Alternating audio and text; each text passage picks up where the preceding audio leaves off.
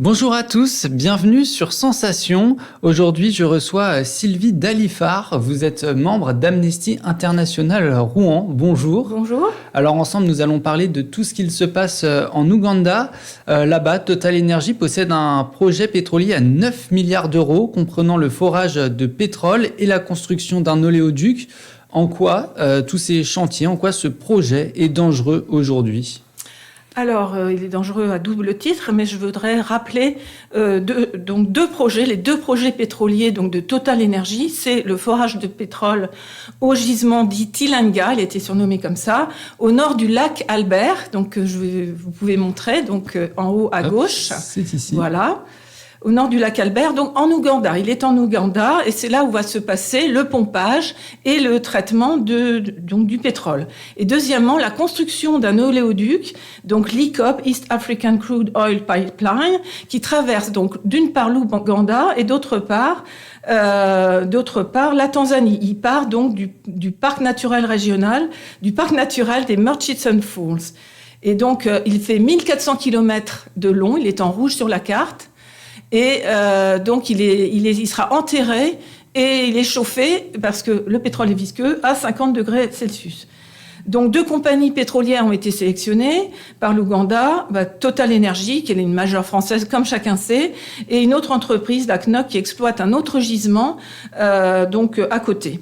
Il faut savoir qu'il y a quand même 1,4 milliard de barils de pétrole qui sont exploitables sur les 6,5 milliards de barils qui ont été découverts en 2006. Donc, vous voyez que c'est une longue histoire.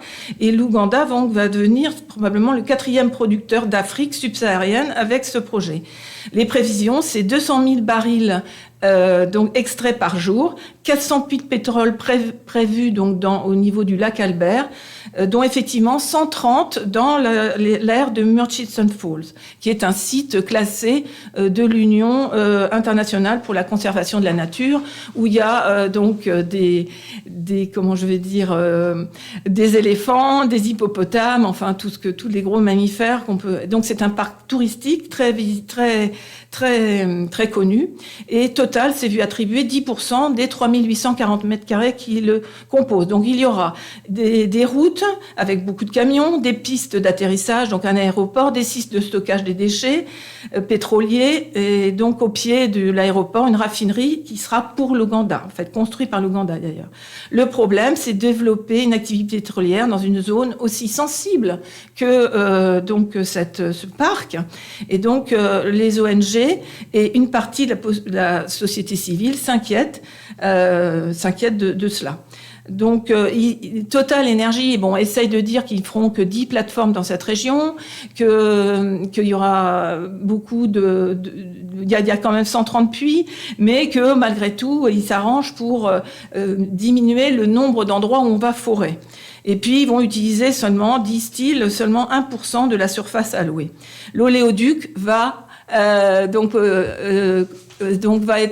va passer à côté du grand lac Victoria, la zone bleue que vous voyez, là où il y a énormément de personnes qui y vivent. Voilà.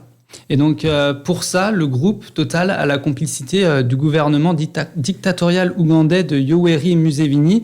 Ça veut dire que sur place, on peut rien faire pour éviter ça ? Alors, je vais essayer de déjà parler du problème des indemnisations, parce qu'effectivement, il a fallu expulser.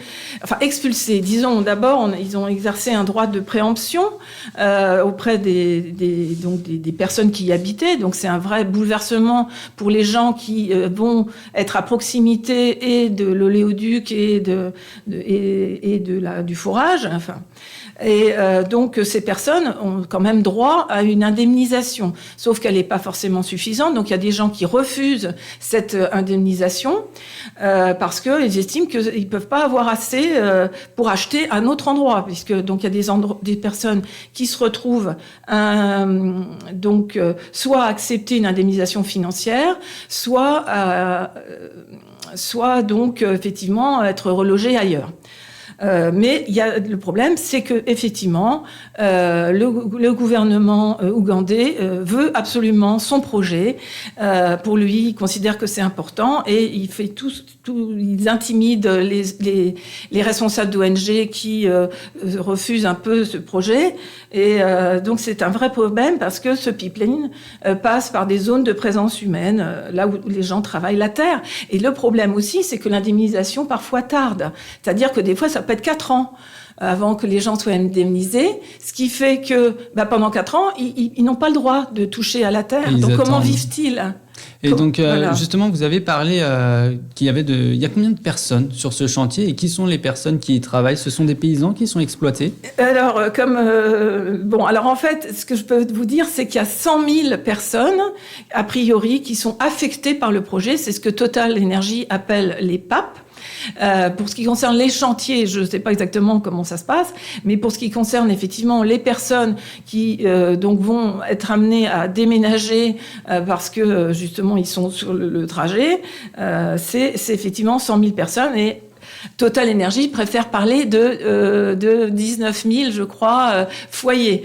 C'est à peu près la même chose, mais et le problème, c'est que l'État expulse aussi les gens qui refusent. Au bout d'un moment, ça suffit. Donc, par exemple, dans la région du lac Albert, il y a 31 000 personnes qui ont été expulsées et il semblerait, selon les Amis de la Terre, qui est une association, une ONG, il y aurait 84 500 personnes en attente de paiement, donc de leur indemnité. Donc, voilà. Et donc justement, pour lutter face à ça, j'imagine qu'il y a des personnes qui s'y opposent. Qu'est-ce qu'elles risquent aujourd'hui, ces personnes ? Et est-ce qu'il y a quand même des personnes qui arrivent à porter leur voix ? Oui, alors quand même, c'est vrai qu'on entend beaucoup parler quand même de certains responsables d'ONG, comme donc son nom m'échappe, mais vous allez me le dire, Maxwell Atura, qui s'occupe plus des droits de l'homme, et aussi Hilda Flavia Nakabuye, qui elle travaille plus dans le domaine de l'environnement. Alors c'est vrai que le premier, je sais qu'il a été inquiété, il a même fait de la prison. Parce que justement, ça bloquait le système, quoi. C'est une entrave au projet de l'Ouganda, quoi. Donc, est-ce que il y a eu des personnes tuées ? Moi, je sais pas précisément. Je sais qu'il y a eu des pressions, il y a des expulsions, il y a des arrestations. Les gens, c'est pour leur faire peur en fait, et on les relâche après. Voilà, donc il y a des pétitions, vous alliez m'en parler, j'en suis sûre, qui donc parlent du problème. Donc notamment, si je peux citer des noms, il y a les Amis de la Terre, il y a Sauvons la forêt, qui a beaucoup, je crois 200 000 à peu près, 200 000 pétitions, 200 000 signatures, je veux dire. Donc voilà. Et il y a même Stop Total en Ouganda qui, elle, a reçu quasiment 40 000 signatures. Est-ce que ces pétitions, concrètement, elles peuvent changer quelque chose ? Alors, ce que je veux dire, c'est que ça participe au moins du fait qu'on en parle. Par exemple, là, il va falloir regarder ce qui se passe le 28 février, parce que le 23 février, non pas le 23 février, c'est aujourd'hui, mais parce que donc début décembre, donc il y a des ONG telles les Amis de la Terre et Survie, qui sont 2 associations françaises, ainsi que 4 ONG donc ougandaises qui ont assigné en procès Total Energy. Ça s'est pas fait tout seul, donc devant le tribunal judiciaire de Paris, demandant des choses précises, comme la suspension des projets ougandais de Total Energy, la prévention et la gestion des fuites de pétrole, parce que ça forcément ça va arriver. Donc l'étude d'impact sur la faune, l'exclusion des projets de zones protégées, et puis du projet des zones protégées, et puis l'arrêt des violations des droits de l'homme dont je parlais tout à l'heure à propos de ces responsables d'ONG. Donc voilà, à partir du moment où on en parle, au niveau du Parlement européen aussi, il y a eu une demande de la part du Parlement européen et il demande le gel du projet. Donc quand même...